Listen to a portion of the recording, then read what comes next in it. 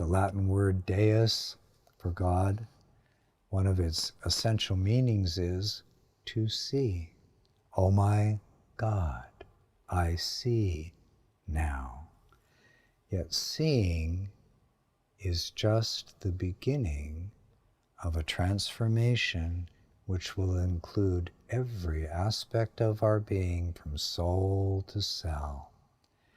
To see is to surrender so that that light carves, shapes, remakes, and rebirths your very being. You're no longer the separated one, but the one being birthed continually, eternally, ceaselessly unfolding. There's a bliss that begins to settle in that replaces excitement and what many call joy, which can come and go and be opposed to things that block joy. But bliss, deep peace, the clarity of certain being is undisturbed under all conditions. Now does life begin anew. Now does life fulfill itself. All of my attempts to fulfill my life end in failure. The fulfillment we seek cannot occur from the perspective of the separate self. That can only keep dreaming. And yes, what I'm saying now can stir tremendous puzzlement, questioning, and fear. For the puzzlement, the confusion, the questioning are but symptoms of the fear itself. It's like, whoa, I thought I was always living before, but I came to see that life hadn't even begun for lifetimes. It couldn't. I was too busy dreaming. So I began to write this very book.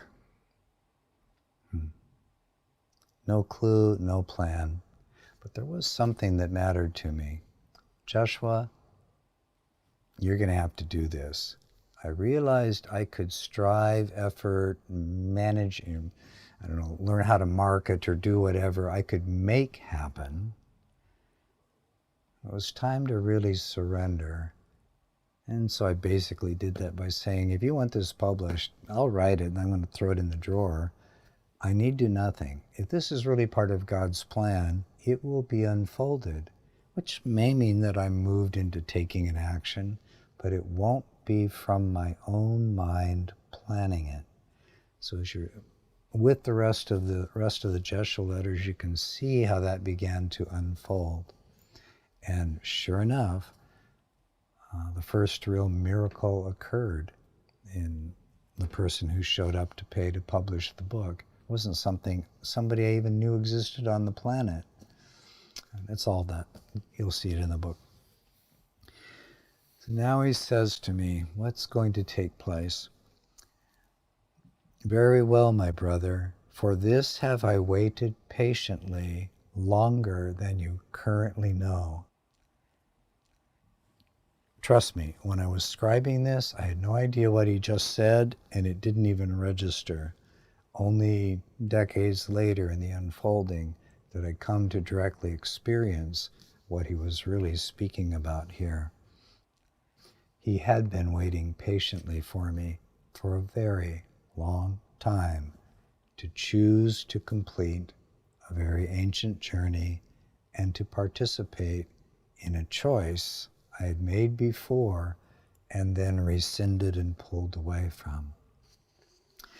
There is much to set in place, and now we commence our chosen work together. Now I have to remember at that time there's just me in my little flat, there's Kendra, and I'm writing a book. I haven't got a clue what he's talking about. Yet what would unfold, and it does at the end of the Jeshua letters, the movement toward the channeling phase began. There was nowhere in my imagination any of this.